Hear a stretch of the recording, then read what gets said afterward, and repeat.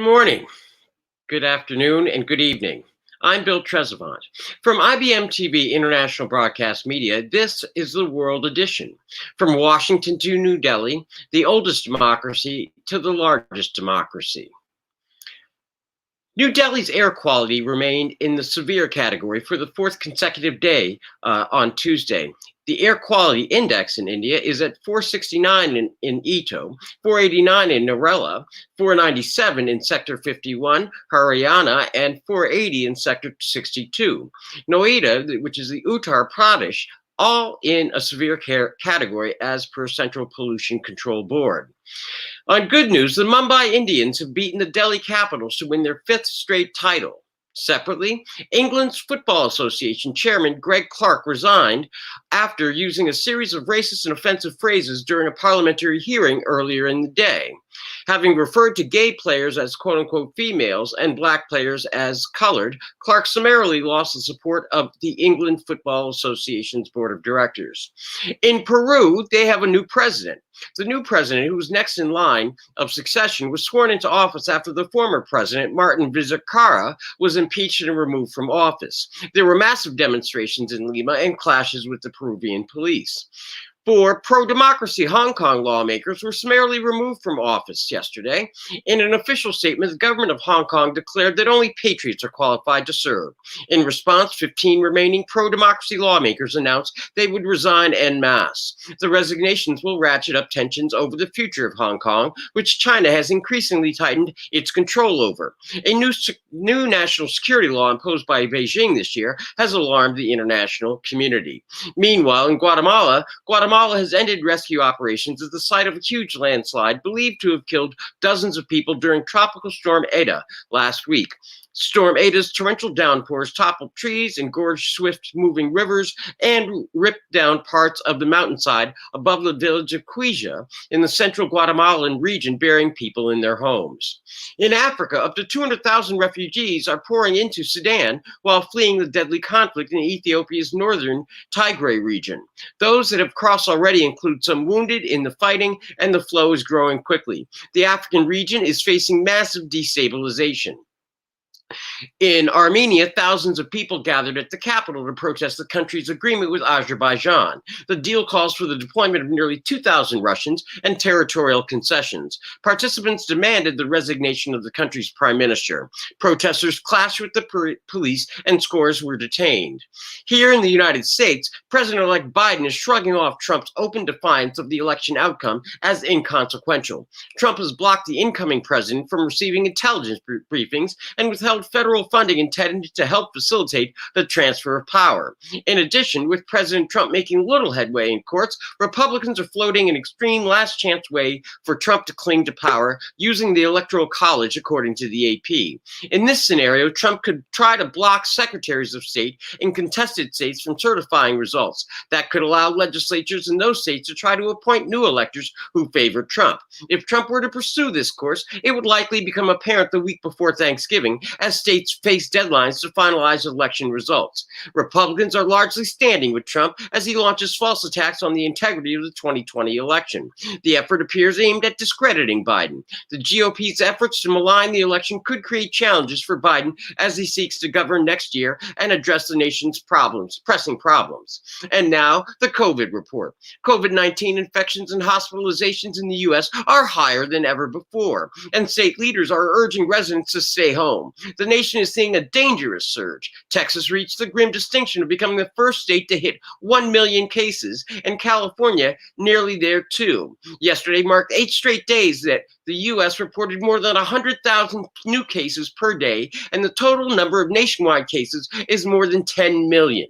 News that Pfizer's vaccine has shown to be more than 90% effective has provided some hope, but now states are worried the distribution process won't go smoothly. Countries around the world are hitting new records as well. More than 50 million cases of COVID-19 have been recorded worldwide.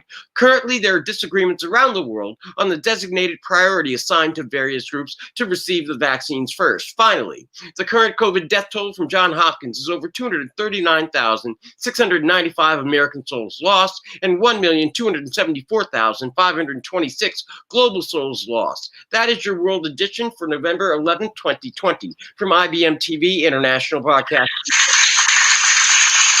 From dictatorships to democracies around the world. That was a lot in a very short period of time.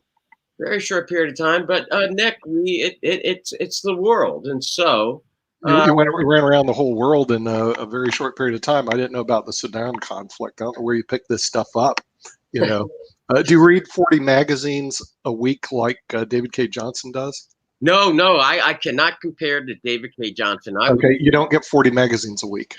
No, I do not. But what I do have is I do have the internet, Nick, and so Well, I just have subject matter experts all over the world, and so let's go ahead and see if we can go find one of these subject matter experts.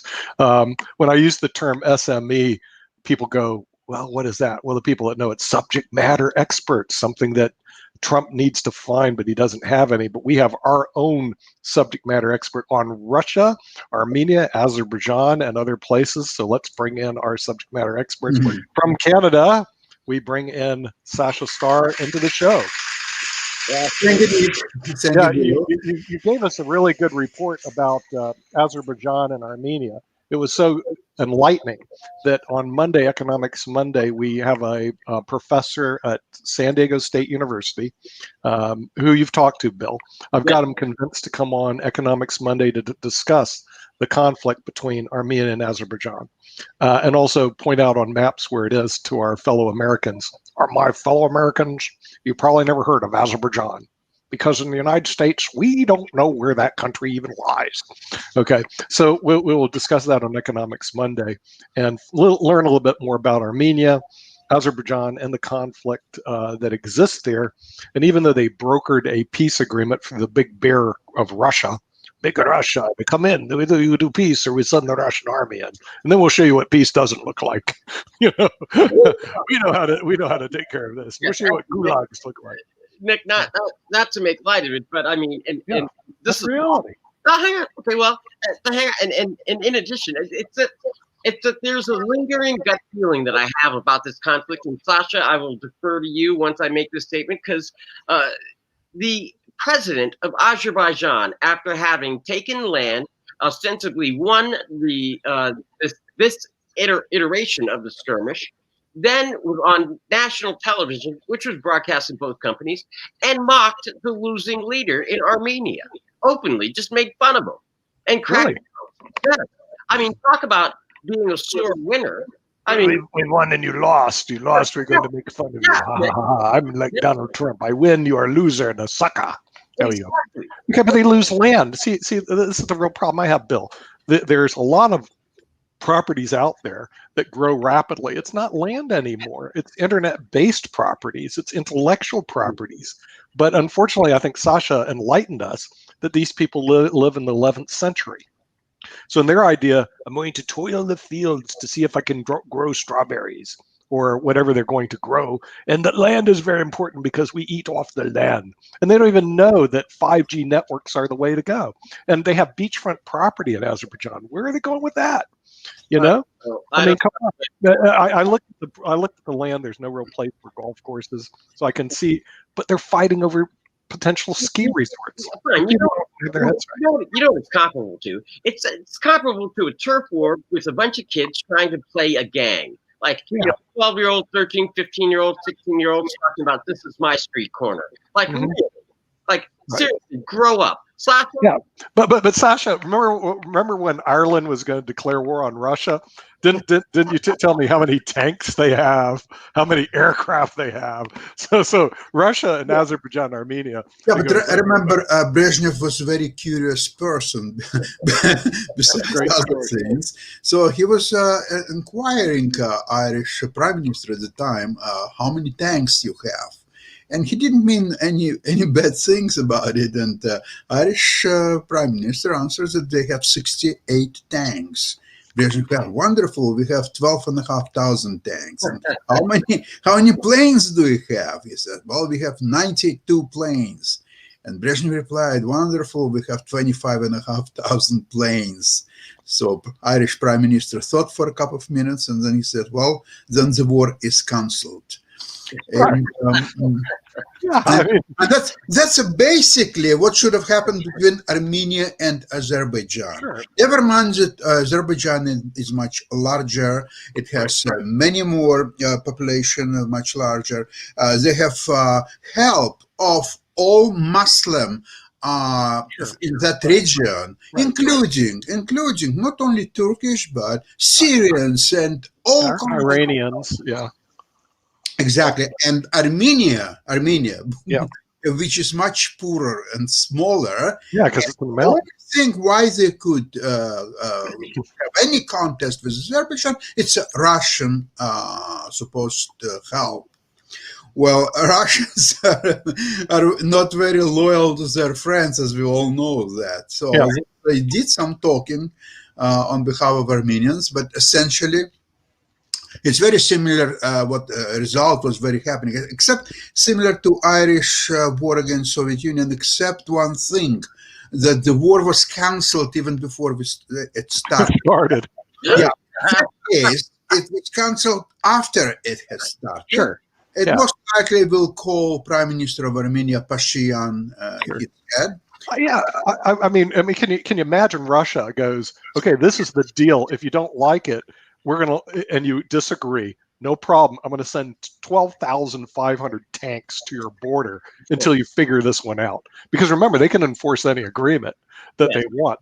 When the big bear moves, baby, they either gonna move, and if they move against the bear can stop. You know what's interesting about that is that at the end of the day, Russia was like, okay, how much to solve this problem? Just think about it. We were, and Turkey was out of control, and this thing was gonna well, it's going to expand.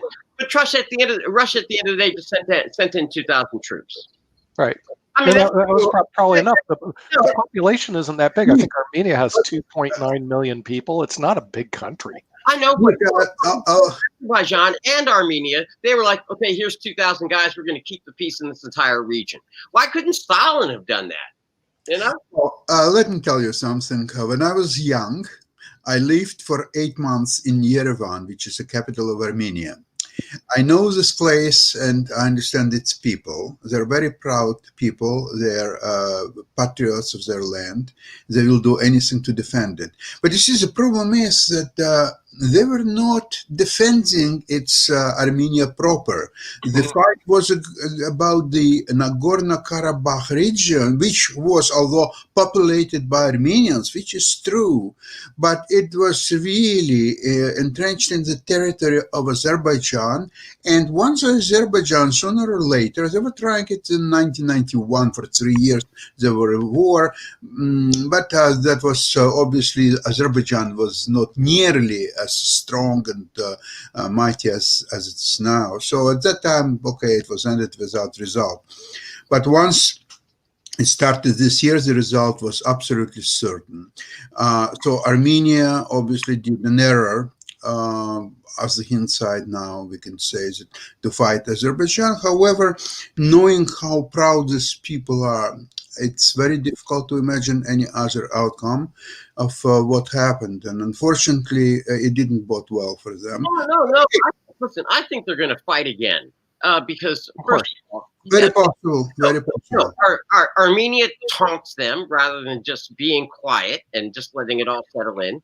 And after they taunt them, Azerbaijan taunts Armenia, and then the Armenian people are so outraged over the peace deal. Think about this. They were protesting over peace. Nick, remember when we talked way back when we did International Peace Day, and you said who could be pro-war?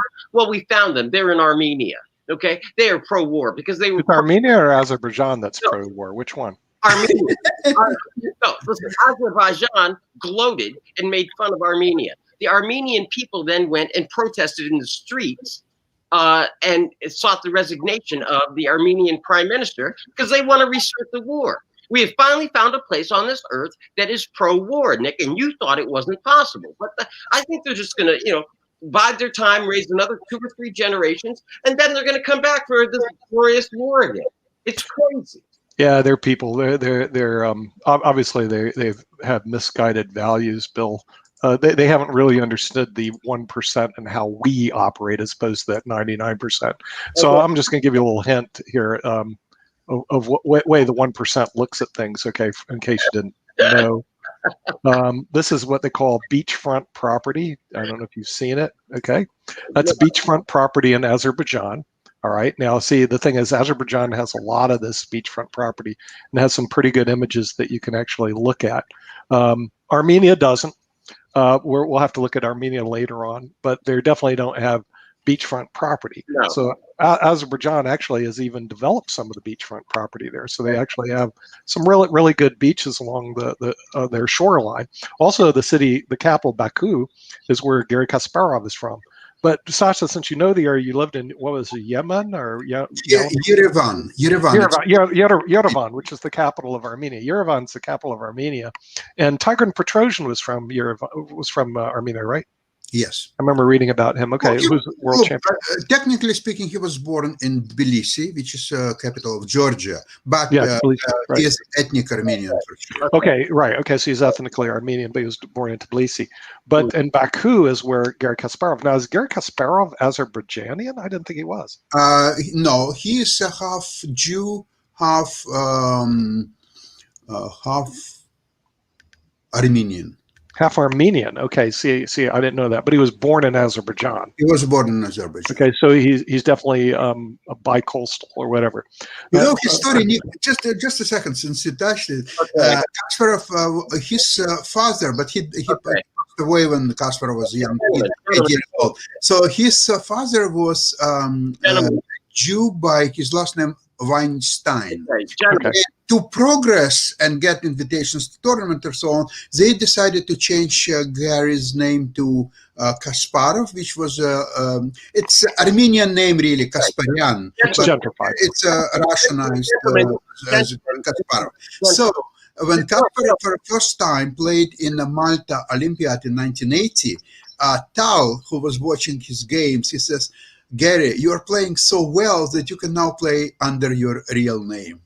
Oh, really? Okay. All right. Yeah. Now the thing is, this is bothering Bill because he doesn't understand the history, the rich chess history of this region. No, this is not the chess show, gentlemen. This is the World Edition, which is international news. And as fascinating as it might be to study the lineage of your grandmasters, this is not the place or the program, since you guys have other programs to do that. Now, what I'd like to do summarily, and I know I'm dealing with challenged chess players here in the rest of the world, but I think that we can find common ground. Let's talk about the pro-democracy movement, and are we witnessing the end of it in Hong Kong with the summary dismissal of 4 pro-Hong Kong legislators? I think we need Rakesh on that because Rakesh lives in Hong Kong, but I don't see him on the show, Bill. Well, we invited Rakesh, and I'm not quite sure where he is in his move to New Zealand. Yeah. Maybe he was affected. Well, he's in New Zealand now. Oh, he left Hong Kong, so he's in New Zealand. So we've lost all contact. He's in quarantine in Hong Kong. Well, I mean, it seems to me it's real simple. Hong Kong has, China has for years, or decades really, ever since it regained control of Hong Kong, been seeking to exercise its sole authority over Hong Kong, and Hong Kong, which they see as a breakaway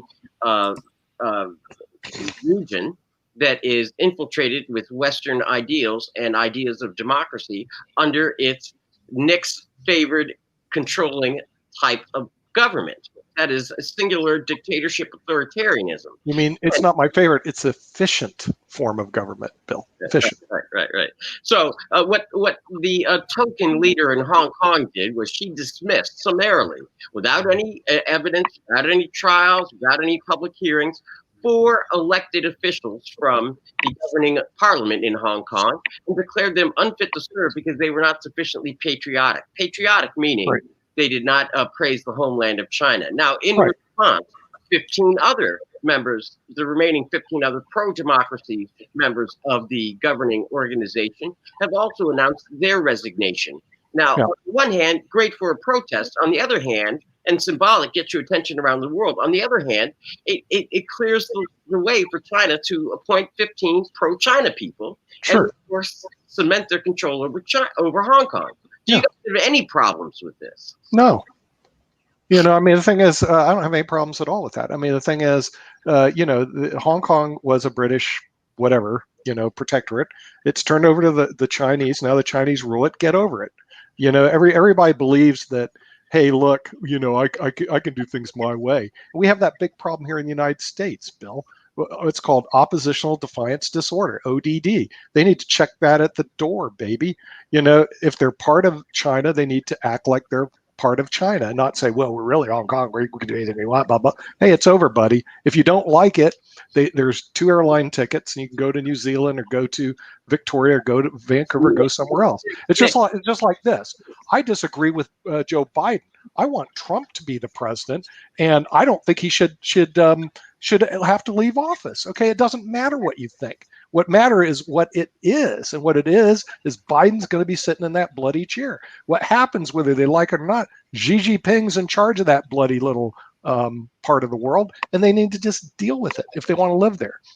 I don't have any problem as long as they have the ability to get in a plane and get the heck out of there. Okay, well, a couple of things, Nick. First, it sets a bad example worldwide because other countries that are possibly teetering between democracy or some other form of, you call efficient, I call oppressive government that stifles the human soul, they won't know which way to go. And they see China acting this way, and then they're going to, engage in bad behavior. That's one. Two, that's your opinion. It's bad behavior. Listening to your leaders doesn't have to be bad behavior. And if you look what Xi Jinping did for that whole country, he built up all the poor people, which they actually now have a decent standard of living, and that's bad behavior in your book because he's a dictator. He's bad. Because they were raiding the American economy for the last 50 years, but that's a separate subject. But it does. It sets a bad example. And by the way, Nick, thank you for setting this up for Sasha. Sasha, when I mean by following bad examples, I use the notion, because I think this will fit with you. It's something that we were going to pick up at the end of yesterday for today, and that is those democracies that are teetering between forms of government. Here at home in the United States, Trump has summarily dismissed 4 or 5 top Pentagon people and then sought to shuffle the board with regard to people in key spots. He has denied any permission and refused to cooperate wholesale with the incoming Biden administration. And there was a move afoot by the Republicans and his team to protest the certifications of various states so that the state legislatures can then replace the electoral college people with their very own people. Now, what do you make of that, Sasha? I think I've said many times on this program about the certain thing which we call passion. Passion rules. And as long as Trump's supporters are so passionate about their leaders and about their party and so on, and the Democrats, on the other hand, they are a little bit disorganized, say at least, or the least. Basically, there are all kinds of fractions. It could be Black Lives Matter and then white matter. And as Stalin said, nobody's life matters. So it's very difficult to qualify actually who is right. Now, actually, speaking about Russia, I would like to remind you a scenario which could just happen in America all of a sudden. Okay. If you study the history of Great Russian Revolution of 1917, there was a first. Because there were 2 in 17. There were 2 revolutions. Right. One was February, which led to a temporary, like a parliament-like, which was headed by Kerensky. And there was an opposing party. However, Lenin, at that time, he was in Switzerland. So they had to, the Germans paid 2 billion marks to Lenin and his party and brought him through all Europe, which had a war at the time. They brought him safely and his friends to St. Petersburg. So then what's happened at the moment? In April, he's arriving in St. Petersburg. They announced that they are the power in Russia, not Kerensky and his crony. So for several months, there were 2 governments, Russia, independent, absolutely, but one headed by Kerensky, and they had their ministers and all the structure, the government structure, and separately, absolutely no connected, Bolshevik or Lenin's government, also with all the ministers or so on. And that has been resolved only 3 months later, once the Kerensky government figured out about the 2 billion Deutschmarks and so on, and Lenin had to go to hiding in Finland. So only Kerensky then become ruler. However, in the right. Well, yeah, so do you think? Let me ask you a question, Bill. Do you believe that this is possible? That there will be two parallel governments in Washington? One, one by Trump and another one by Biden. No, Sasha. What I think that Trump is attempting it. I think he's actually really attempting it. And, everybody's like Nick is asleep at the wheel. And remember, John F. Kennedy wrote his book, Why England Slept. And then the result of that was World War II. But I think that the 1%ers here at home are sleeping at the wheel. And while Trump is seeing if he can get away with this stuff. And everybody's like, no. And they're maneuvering. And the stuff about the state electors and then filing suit to stop the states from certifying the election results. Nick says wait until December 14th. Yeah. And they're filing suit to stop them from being able to certify on December 14th. What happens then, Nick? They're just like what's happening right now. They're losing all the suits. What happens, the judges will step up and start sanctioning the white-shoed law firms that you call them in your muddy pool called Washington, D.C. The elitist law firms that are filing these suits need to be heavily sanctioned by the court, not a $400 fine. They need a $10 million fine to stop these frivolous suits. We went over that before, Bill. Once they stop the frivolous suits, and on December 14th, it's all going to be over. He will recognize that he's got to leave. And if not, like Joe Biden says, we have security that can escort him out of the White House. And if he wants to do that, that's what will happen. I believe, because this guy has lost before. It's not like, I've never lost a chess game. He lost Trump Airlines. He lost the Trump Plaza. He lost the Trump Taj Mahal. He's used to, it's not like he wins all the time. He's lost. He'll fight. He'll fight like a Dickens, which he's doing. But at the end of the day, he'll turn his cards over and he'll be gone. I mean, and so why you guys are worried about it, I have no clue. It's just something. It makes good press and bias. That is so patronizing, Nick. Because I'm so biased, though. I mean, when I listen to CBS, we're just going to cut him off. Who gives the right to the news media to cut off a president of their country? That is ridiculous. Even though he's saying ridiculous things, people do need to hear them. Then you have a guy like Patrick Henry. I may disagree with what you say, but I'll defend to the death the right to say it. Come on, Bill. And these news organizations don't do it. Twitter goes, we're not going to listen to you anymore. CBS goes, it's all opinion by the major. Well, Fox News did it too, but nevertheless, Nick. I mean, you don't think that you can underscore this enough, and it's just having the outside concern because, after all, these supporters really actually tried to kidnap the governor of Michigan, a Democrat, and the governor of Ohio, a Republican. So it's because you really don't know what these people out there are thinking, Nick. And when they start doing this stuff and you start uncovering it, Bill, there's wingnuts on both parties. Remember, in one party they have protesters, which are what they call legal assembly. Then next you have the rioters, which are illegal assembly. Okay, and that exists on the other side of the party. The reporting, though, is they don't show both sides. They show one side or the other. And so, yes, there are wingnuts on both sides of the party. The beauty of America is that we still have the vast majority of the people that actually have some sense and sensibility.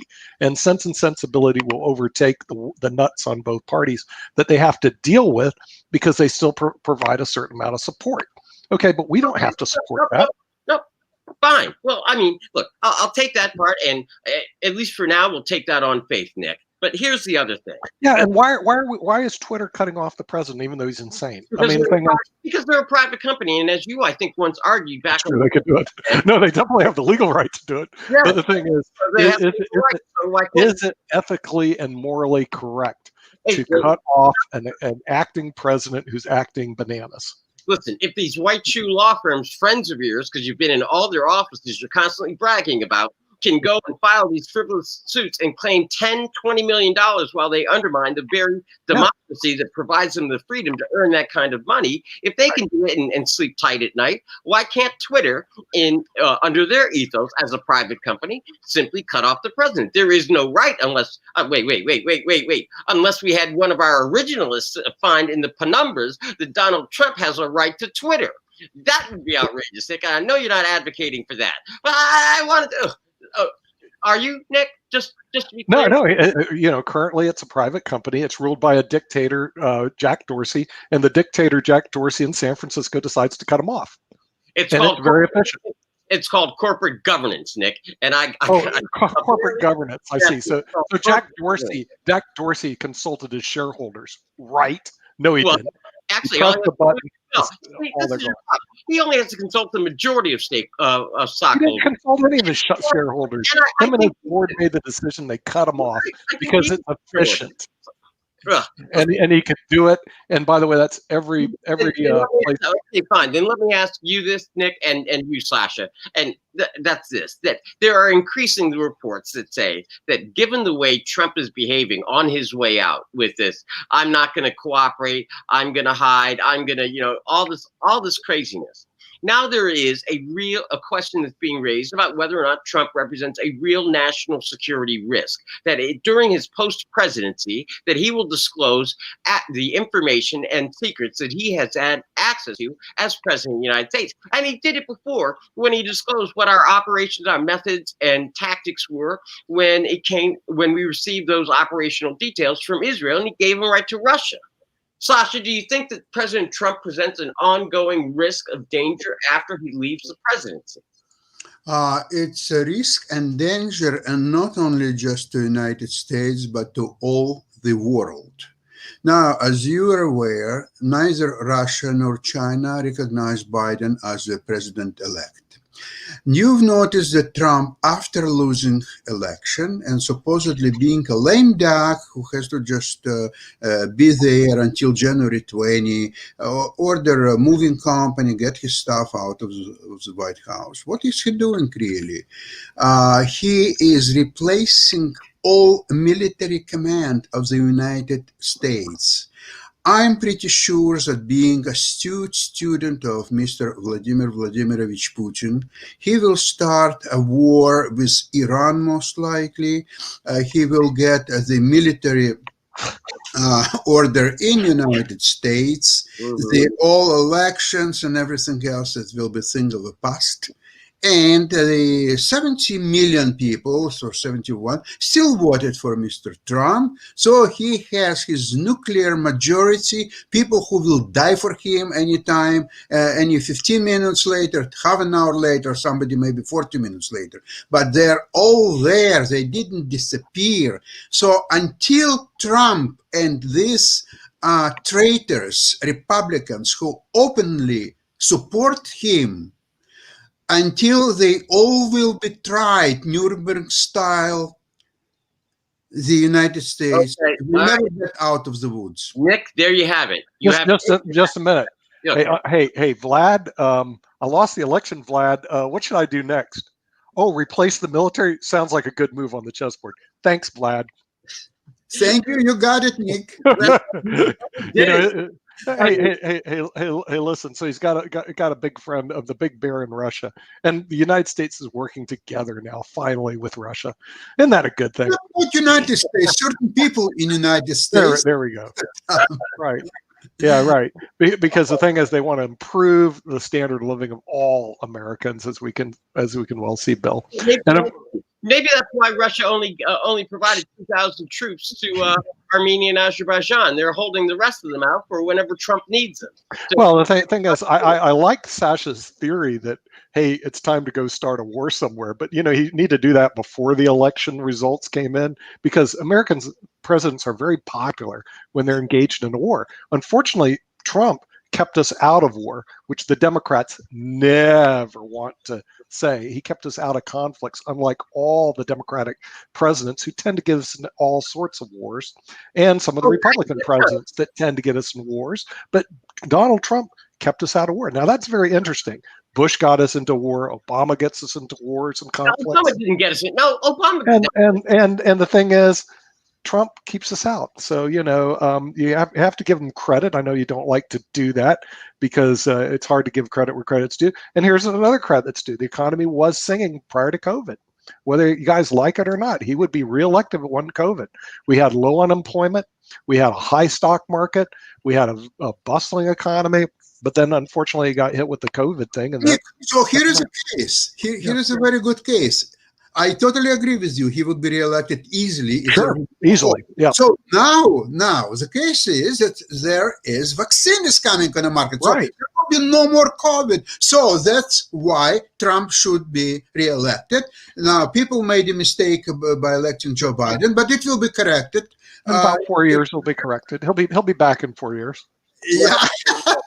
You know what he should do? He should say, "Hey, Joe, keep my seat warm when I come back in 4 years." The only thing is, he might participate in the election of 2024, except that he will have to do it from jail, and I'm not sure whether he's right at the same. He'll say, "Joe, keep my seat warm. I'll be back in 4 years, and I'll only be 78 years old. And I think my sentence is for 4 years, but I'll be back." Right. Well, there is no, actually on that point, there is no bar to running for office from behind bars. Eugene Debs, really? Eugene Debs did it in 1920. Oh, great. There's historical precedence that he can be the president of the United States behind bars. And the former congressman, I think Traficant from Ohio, also ran for re-election in the first congressional while he was serving. Only in America could you do that. Yes, because you know why? Because we are not a debtor's country. We do. Yeah. You cannot go to jail just for owing money. Let me ask you this. Let me ask you this. Speak about money. I hear his note's going to get called from Deutsche Bank for about $300 million. Already done. Is he going to be able to refinance that, Sasha? With whom? Well, that's what I want to know. 300 million isn't chump change. Is he going to refinance? If he doesn't refinance, what happens? I think Vladimir Vladimirovich Putin will maybe help him this time, but no, you know why, Sasha? You know why he would help him this time through the Russian oligarchs? Because Trump knows all of America's secrets, which is why it makes him a national security risk. He's compromised financially. He needs the money to save face. We've already seen that he has no allegiances to America, and he's ready to sell out. No allegiance to America? What do you mean national security risk? You're just making it up, Bill. I mean, the thing is, if you look at it, Biden is a national security risk. Biden knows more secrets than he does, and Biden hates America. All the good Republicans know he hates America. He sold out to the Russians. He sold out to the Chinese. He sold our whole manufacturing district. And you're telling me that he's not a national security risk when he destroyed our manufacturing sector? Come on. Nick, the test of that theory is simply this: that if Biden sold out and this is all he got, then he's bad at making deals. Because if he sold out, he is bad at making deals. We don't have a manufacturing sector in the United States anymore. Thank you. He got a close election. Literally, his price should have been higher if he was going to sell out. He should have been like, I'll sell out, get elected, but make it really close so that I'm. He should have done hard, but he's not a good negotiator. Okay. So this is going to be a real national security risk. Is Joe sitting there going, well, I think what we're going to do is just ship more of our manufacturing overseas, where Trump put the iron hand down, bang, on and slapped tariffs on all these people. And all that's going to disappear. So we're going to see more jobs disappear in the United States, of course. And you're telling me this guy who brought jobs to America, who brought the best economy, the best economy that we've ever had, hates America. Why would that guy hate America? He loves America. Nick, as you know, first of all, that's just dangerous talk. 1, 2, it's delusional. 3, 4, and having represented people in the legal field, sometimes one attorney says to the other in the privacy of a telephone call when they're opposing counsel, listen, my client is off the reservation, meaning they're just completely unreasonable. We're going to have to go to trial. And you, my friend, as your attorney, you are off the reservation. You are off the reservation, Nick. I've never been on a reservation, Bill. I like 5-star hotels and beautiful oceanfront properties and country clubs. Yeah. You're the guy who's experiencing the reservation, so you're going to have to tell me what the reservation's all about. My reservations are in 5-star restaurants. That's the only reservation I know. Fine. Then let's just pivot really quickly because you guys have both agreed that but for the COVID issue, that Trump would have been reelected. Here's the big issue facing the world. With the advent of the Pfizer vaccine and 90% effectiveness rate, although people are debating it left and right because it may work for some, it may not work for others. There's still 9 other trials that are out there with various degrees of impact and may have side effects and such. But the world right now is in an uproar because they're trying to figure out who gets it first. And of course, the first divide is between the wealthy nations that are buying them on their own versus the non or less wealthy nations, and then who's going to get it first, whether it's and what priority those company, the groups of people are going to get it in front of. Yeah.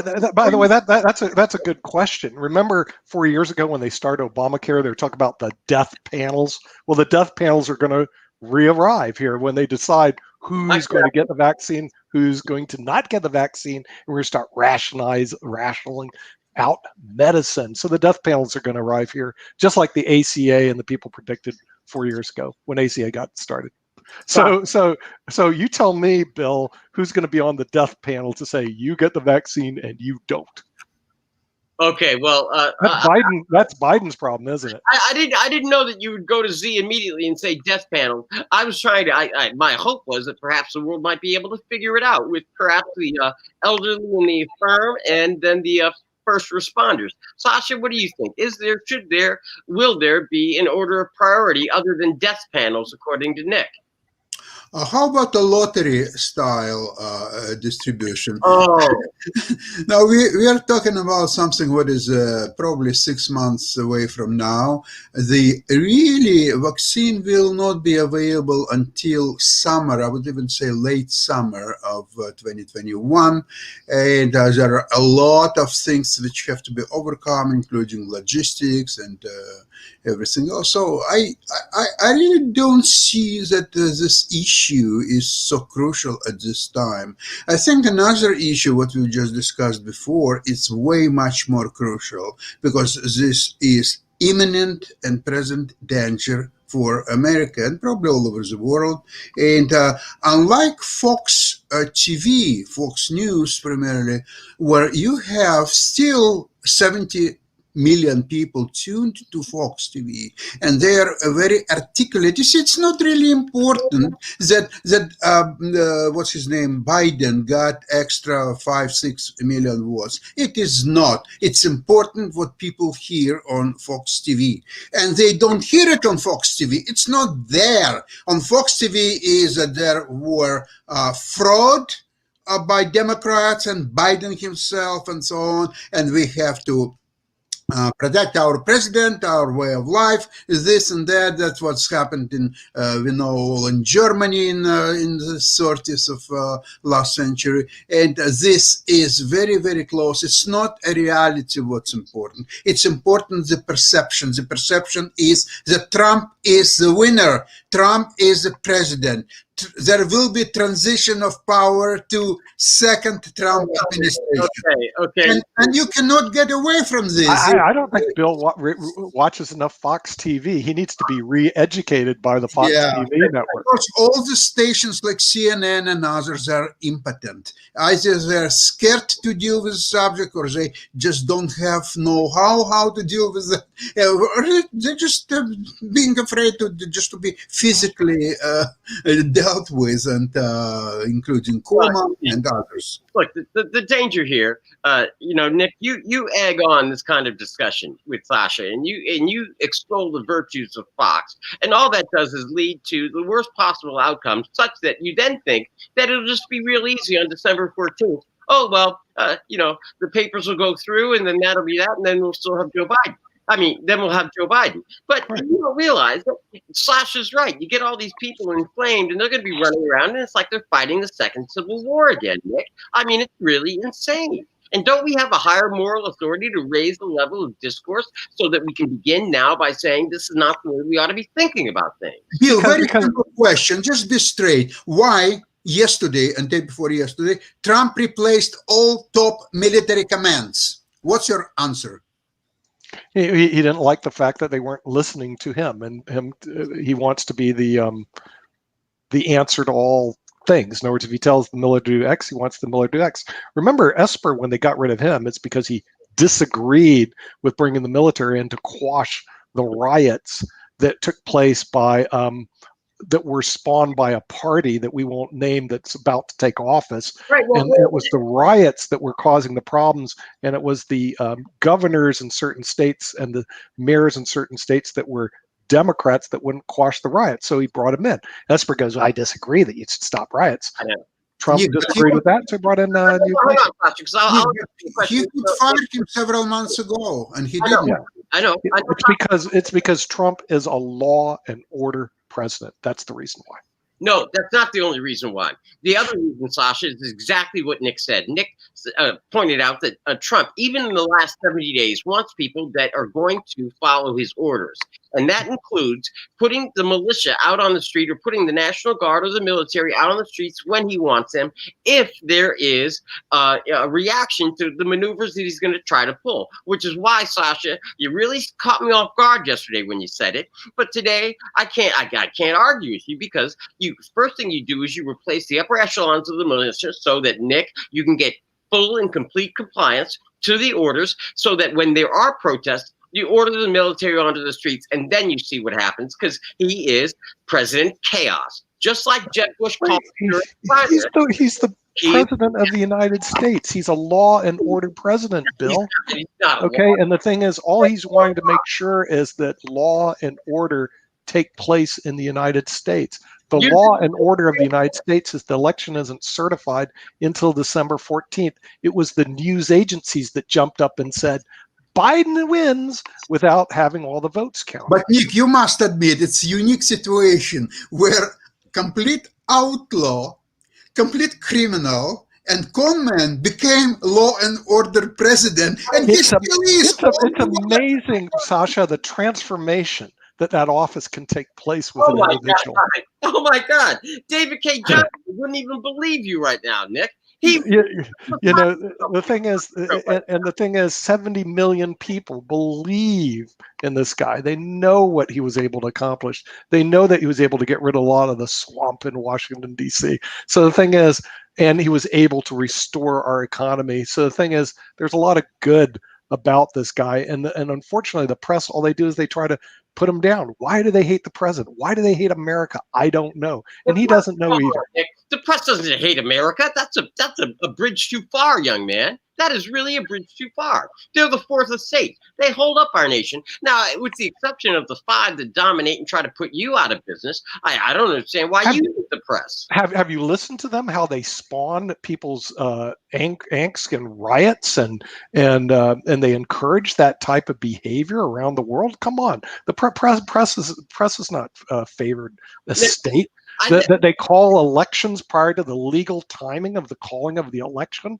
They don't allow the votes all to be counted before the election is called, and you call that to be a sacrosanct estate. So they fuel the flames of people's emotions. And if they would quiet it down a little bit, then maybe we would have an orderly transition. I'm gonna go back to that patriot, old Saint, old Pat. Give me liberty or give me death. And, I want the right to be able to say, and I will defend your right to be able to say. That's right. That's what Patrick Henry said. I may not agree with what you say, but I'll defend to the death your right to say it. But that's not what your press does. Your liberal press doesn't believe in Patrick Henry. Oh, my press does, which is why I'm on IBMTV, the World Edition, Nick. But don't mind me. No, I was talking about your liberal press. I wasn't talking about you. Okay, they don't believe in that. We already know they cut him off. Do you know they had all the majors have him? He was on TV. He was doing a speech, and they go, "Well, we don't like what he said," and they turned him off. Well, seriously. Well, they're not Patrick Henrys. Fox News did it too, Nick. So are you like I said, Fox News, add them to the list. They're not Patrick Henrys. So what? Suddenly, Trump and Fox News are going through a divorce? Unfortunately, yes. He does tend to speak his mind whenever he wants to, and he freely speaks it. And in our country, unlike the communist country that you're trying to propose, people have the right to say what they want to say. Remember, the thing is, Patrick Henry says, I may disagree with you say, but I'll defend to your death the right to say it. Yeah, our news media doesn't agree to that. No, but what he did not say was I will defend your right to the death to your right to say it to my death, but he didn't say, I'm going to pay for it too. He has no right to have access to news channels. I mean, He's, so what? he's the president of the United States. He's your president, Bill. Okay, Right. the thing is, and I am a listener. I have the right to listen to him. Your communist network news that cuts him off illegally. Nick. I mean, the thing is, he has the right to say, even if he said, I believe I'm a clown, he has the right to say that. Then fine, Nick. If he stands up and says from behind the podium, "I am a clown," I will be the first one to cover it, and then right. I'll play it on. Okay. So you are making the decision, selecting what you're going to cover and not cover. Well, that's, okay. That's because this is not. So the thing is, what you're doing is you are influencing me as a listener. You are manipulating me as a listener by cutting off the information that you don't want me to hear, and you're making that decision. No, I'm giving you the opportunity of freedom here in America to go get your own freedom. And if you want to cover, Nick, if you I'd cover the whole bloody thing here on IBMTV. I'd listen to every word the bloody guy said. Okay, the thing is, and this is the problem with the media, and he knows it too. They cut him off midstream because they believe, not me wanting to listen to him, they believe I shouldn't hear what he had to say. They believe. Okay, and that is wrong. That is wrong, my friend. That is dictatorial. That is communism in nature. That's the thing that you should be fighting against. Nick, it's called corporate governance, and the corporations own the station, so therefore they get to govern what goes on. So the corporations can be dictators. That's okay. Absolutely. I mean, I say yes to Twitter, and I say yes to Fox News, cutting them off. I mean, I don't get it with you. But on IBMTV, if he was on and we were covering it, Bill, I would not cut him off. That is very inconsiderate. It's rude. It's wrong. And even if he said, I believe whatever he believes, I don't even care what he believes. He has the right to say it. You would cover and I have the right to listen to it. Nikki, a very quick question to you. What's happened in a situation where both Trump and Biden have speaking arrangements at the same time, and you have to choose which one to show? What would you do? Yeah. Well, we know with media we can show both at the same time, Sasha. Again, so the thing is, I could actually have Biden running on IBMTV and Trump running on IBMTV at the same time. Viewers have the right to listen to both. We do not, as media, have the right to say, I disagree with what Biden says. Click, I'll turn him off. So my viewers can't listen to him. That is what every media station in the United States did. That is equivalent to what they would do in Russia, China. We are no better than the rest of the world, my friend. Yeah, okay. Are you agreeing with me, Sasha? I do. Yes. Yes, I got Sasha. It's 2-1. Okay, now I just got to convince this guy over here that it's not right to cut people off in the United States. Nick, about election, and that's what they say in Russia. It's not important who and how voted. It's important who does the count. It's true. I would agree with that. But sooner or later, I got to get Bill to recognize the democratic nature of being able to listen to it and the right of freedom of speech. Even the president has that right. Instead, he's defending his communist news network that cut him off, the Fox News network that cut him off, because they didn't believe in what he had to say. Okay, you mean the freedom loving. I mean, I don't remember that Trump had a right to speak or that you have a right guaranteed in the Constitution. And I'm beginning to think that, my originalist friends who interpret the Constitution might just be right on this point, which is I don't see it in the Constitution, so therefore I don't know that he has a right. However, what I do know, Nick, is this. I think we call a truce for the rest of today. No. Why truce? Aren't we going to be like Azerbaijan and Armenia? We get to continue fighting. No. You can gloat. You and Sasha can gloat if you want. Well, isn't that what they do in Azerbaijan? They gloat if they win. They would gloat. They would gloat to your face. But no, we actually have quite the programming here on IBM TV today, and I thought that you might want to take a moment and tell our audience. Yeah, coming up at 11, we have the Wealth Creation Summit, which is going to take place in about 5 minutes. Wealth Creation and Asset Protection Summit, which is a 3-day conference. They're doing their last day today. I believe they have, through their system, over 500 people are registered, so you cannot see them. If you want to register, it's too late, basically. But if you want to watch them on the IBM TV network, you can watch them on the IBMTV.TV network by dialing into us. We have Lawyers Den coming up again today at 7 o'clock, where I guess you have your friends coming in from New York City now. So you have Washington, D.C. and New York City. I don't know if I can handle that one tonight, but having those two people. And then I don't know if Sasha's doing a show or not, because are you doing your show? Yes, you're invited, Nick and Bill, of course. Okay, right. Okay, so the thing is, that's Investing with Sasha today at 1 o'clock on the IBM. Markets are very interesting today. The markets are wild. I mean, the thing is wild. But yeah, Investing with Sasha at 1 o'clock today, and then we resume normal programming Thursday. So tomorrow we'll be resuming normal programming. And Bill, you also have some new programs that are coming in from Mexico and the Netherlands, right? Yes, we have exciting new shows coming in. We have a women's empowerment show that's going to be coming to us from the Netherlands. We have a variety and entertainment show complete with interviews with entertainers and sports figures coming in from Mexico. Right. And, we are currently having the pipeline, our hope, cross our fingers, a medical doctor who will be joining our network. And so with that, 3 brand new programs to round out the vast, diverse world that is IBM TV. And so I'm really hopeful. And we expect them to be... Bill, are you going to ask Mexicans when they finally will pay for the wall? Well, we're going to ask them for a check. Come on. I mean, look, if Donald ain't going to ask for the check, I'll ask for the check. I'll say, hey, come on, where's our check? We just built this wall for you. Where's our check? Everybody should be aware that these are non-political shows. That they're lifestyle and culture, and generally all the good things that people do not watch us for, Nick. But I'm proud to welcome them to the IBM TV family. So.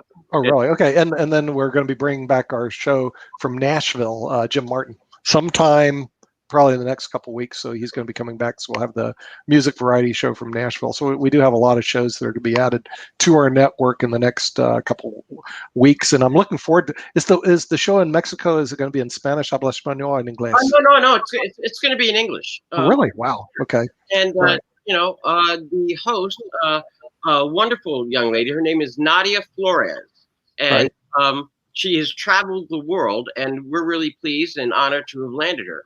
But it's going to be a really interesting show, and it's going to showcase, at least in part, that part of the world. We're going to have some Latin American representation on IBM TV. So I find and that'll be okay under the Biden administration, right? Yes, Nick. That would be okay. Hey, we also be under your Trump administration, because I don't think that she's seeking asylum, Nick. She isn't. Okay, all right. So she'll be okay either way. So anyway, yeah, I'm looking forward to those shows. I'm looking forward to that, and then the Wealth Creation show coming in, and then of course Investing with Sasha at 1 o'clock today. That's been a long-standing show on IBM TV. I don't know if Shaquille's going to be joining also, Sasha. Yeah, so, but it's a great show on the investing. We have a world of wildness that's going on out there. Right. And so everything looks good for the network. We're doing okay. We're at the 2-minute warning. I get people that keep email me. They like what we're doing. Yeah, so. I don't get why.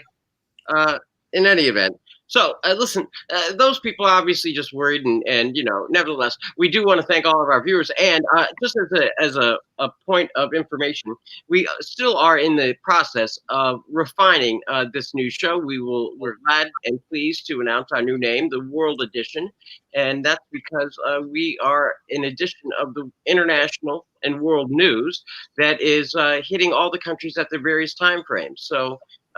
Morning in some places, afternoon in others, and in the evening in other places. And as we move forward, we have some exciting additions that we are going to continue to add as we reach for the stars, Nick. Yeah, it looks like we're going to have a sports section coming up on this show from New Delhi, also from India, right? That's correct. Okay, right. Yeah. So yeah, our broadcast in the U.S. and New Delhi is going to be pretty interesting on a going forward basis on the news show.